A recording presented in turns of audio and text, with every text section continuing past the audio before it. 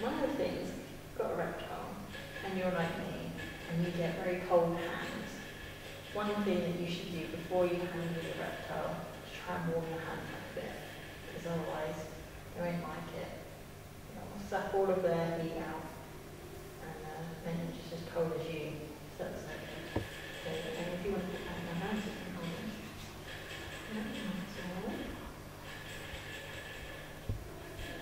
Right. You can see Golly's got quite a big fat tail there. Geckos store a lot of fat in their tail, and one way of telling whether your gecko is eating properly is how big and fat that tail is.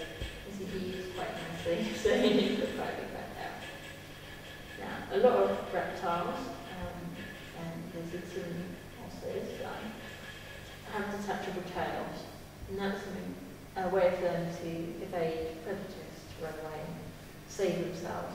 The bird comes along, grabs his tail, you can drop his tail and run off. And so when you're handling them, you have to be really careful, and they might just drop their tail if you catch them the wrong way. Again, he eats live food, so he eats things like mealworms, crickets and locusts, and he especially likes waxworms.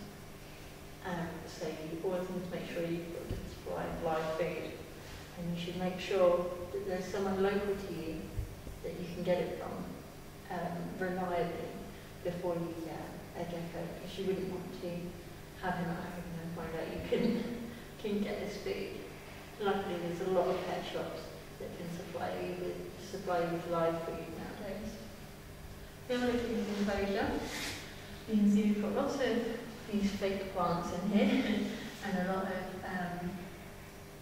wood and rocks and sand, and that's just trying to emulate their natural environment. But what we've also got, if you look carefully, is a little plastic box, and in that we've got some wet moss and a lid on it. So there's a place for him to go that's nice and humid. And those humid areas can help maintain their skin, so if they're shedding, it helps them to shed, and make sure that they've got enough heat and humidity available to them. So they're always nice and comfortable. You can see when you're holding him, he's quite a fun pet. If he moves around, they are sweet and they are happy. And you don't have to worry about being bitten by them. You're going to hamster. That's one good thing about keeping lizards.